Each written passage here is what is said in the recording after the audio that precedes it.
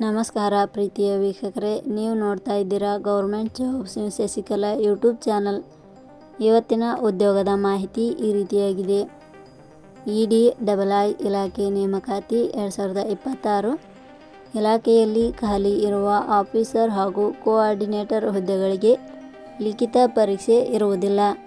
ಅರ್ಜಿ ಸಲ್ಲಿಸಿದ ಅಭ್ಯರ್ಥಿಗಳನ್ನು ಮೆರಿಟ್ ಆಧಾರದ ಮೇಲೆ ಆಯ್ಕೆ ಮಾಡಲಾಗುತ್ತದೆ. ಈ ಹುದ್ದೆಗಳು ನಮ್ಮ ಕರ್ನಾಟಕದ ಬೆಂಗಳೂರಿನಲ್ಲಿ ಖಾಲಿ ಇದ್ದು, ಆಸಕ್ತರು ಅರ್ಜಿಯನ್ನು ಆಯ್ಕೆಯಾದ ಅಭ್ಯರ್ಥಿಗಳಿಗೆ ಪ್ರತಿ ತಿಂಗಳಿಗೆ 40,000 ದಿಂದ 55,000 ವೇತನವನ್ನು ಇರುತ್ತದೆ. ಅರ್ಜಿ ಸಲ್ಲಿಸಿದ ಅಭ್ಯರ್ಥಿಗಳಿಗೆ ಯಾವುದೇ ರೀತಿಯ ಅರ್ಜಿ ಶುಲ್ಕ ಇರುವುದಿಲ್ಲ.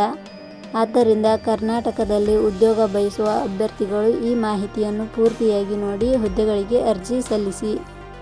ಇದೇ ರೀತಿಯ ಉದ್ಯೋಗದ ಮಾಹಿತಿಯನ್ನು ಪಡೆಯಲು ನಿಮ್ಮ ವಿಡಿಯೋ ಕೆಳಗಡೆ ಕಾಣುವ ಸಬ್ಸ್ಕ್ರೈಬ್ ಬಟನ್ ಮೇಲೆ ಕ್ಲಿಕ್ ಮಾಡಿ, ಹಾಗೆ ಅದರ ಪಕ್ಕದಲ್ಲಿ ಬರುವ ಬೆಲ್ ಐಕಾನ್ ಮೇಲೆ ಪ್ರೆಸ್ ಮಾಡಿ. ಇಲಾಖೆ ಹೆಸರು ಭಾರತೀಯ ಉದ್ಯಮಶೀಲತಾ ಅಭಿವೃದ್ಧಿ ಸಂಸ್ಥೆ. ಹುದ್ದೆಗಳ ಹೆಸರು ಪ್ರಾಜೆಕ್ಟ್ ಆಫೀಸರ್, ಪ್ರಾಜೆಕ್ಟ್ ಕೋಆರ್ಡಿನೇಟರ್.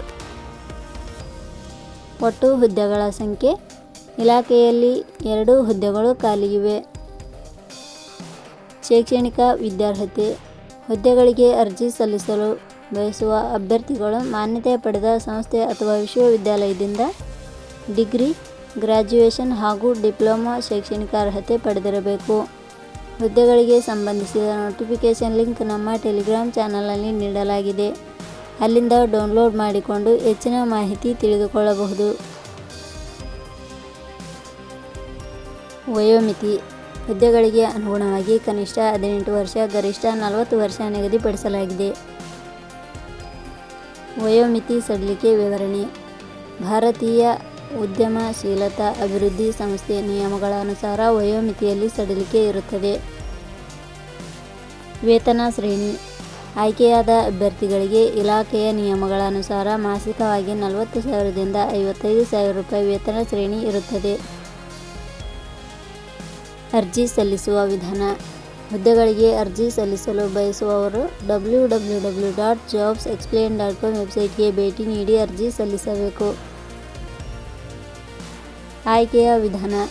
ಹುದ್ದೆಗಳಿಗೆ ಅರ್ಜಿ ಸಲ್ಲಿಸಿದ ಅಭ್ಯರ್ಥಿಗಳನ್ನು ಇಲಾಖೆಯ ನಿಯಮಗಳ ಅನುಸಾರ ಸಂದರ್ಶನದ ಆಧಾರದ ಮೇಲೆ ಆಯ್ಕೆ ಮಾಡಲಾಗುತ್ತದೆ. ಅರ್ಜಿ ಶುಲ್ಕ. ಇಲ್ಲಿ ಯಾವುದೇ ರೀತಿಯಾದ ಅರ್ಜಿ ಶುಲ್ಕಗಳು ಇರುವುದಿಲ್ಲ. ಉದ್ಯೋಗದ ಸ್ಥಳ ಕರ್ನಾಟಕ. ಪ್ರಮುಖ ದಿನಾಂಕಗಳು. ಅರ್ಜಿ ಸಲ್ಲಿಕೆ ಆರಂಭದ ದಿನಾಂಕ 9/4/2026. ಅರ್ಜಿ ಸಲ್ಲಿಕೆ ಕೊನೆಯ ದಿನಾಂಕ 19 ಏಪ್ರಿಲ್ 2026. ಕೊನೆಯ ಪದಗಳು.